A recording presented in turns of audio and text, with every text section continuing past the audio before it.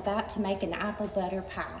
I had a request from a viewer. They actually sent me the recipe.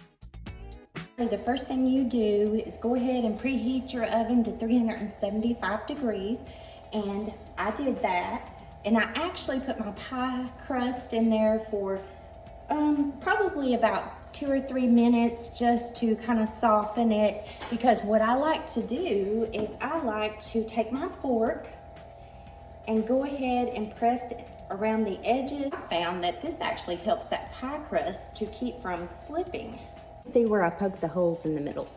Okay, so we're gonna set this aside and now we're gonna mix up our pie ingredients. So first we're gonna crack open 2 eggs.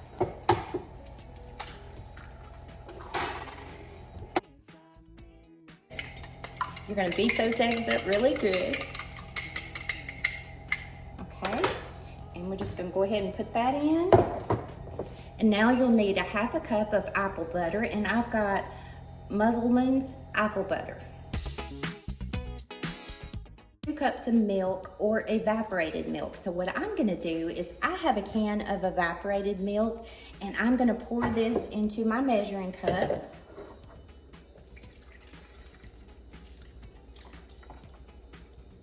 And that made almost 2 cups. So I'm gonna pour just a little bit of milk to make 2 cups.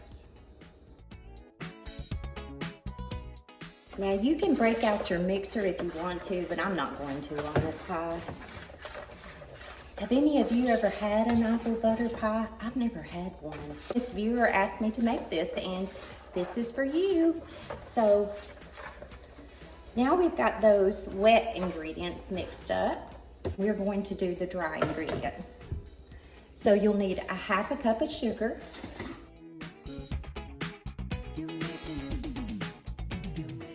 Are you guys doing anything fun on Labor Day weekend? My husband and I are just relaxing. We are kid-free. We have those grandbabies quite a bit and we love it, but sometimes you just gotta have your alone time, you know?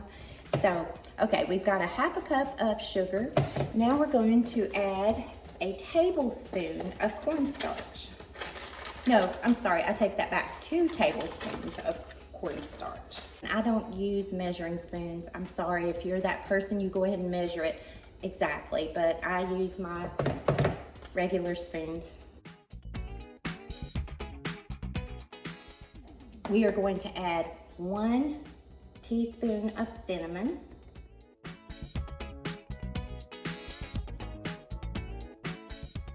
And I'm gonna pour that into the mixture.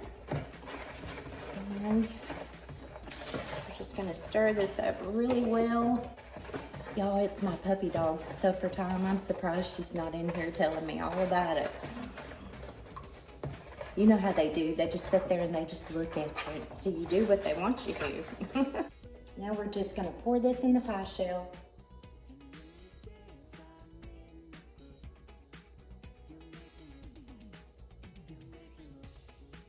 Ooh.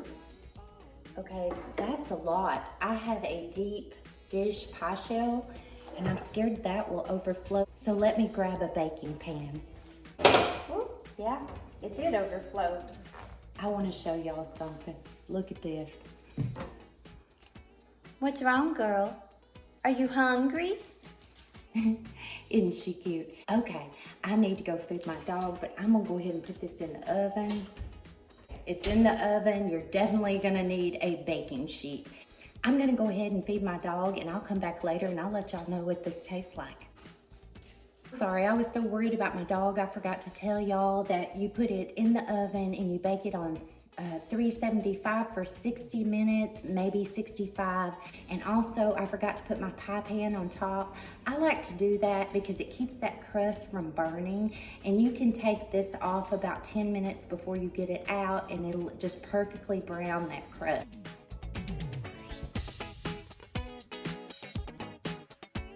About an hour since I put this in here, we're gonna go ahead and get it out and we're gonna see if this is done.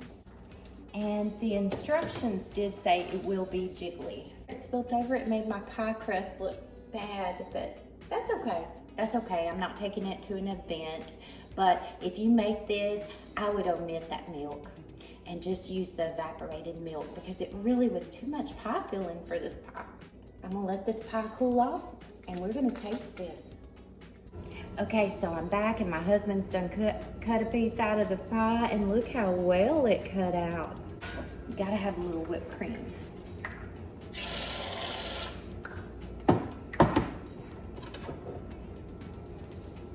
All right, let's see what this tastes like.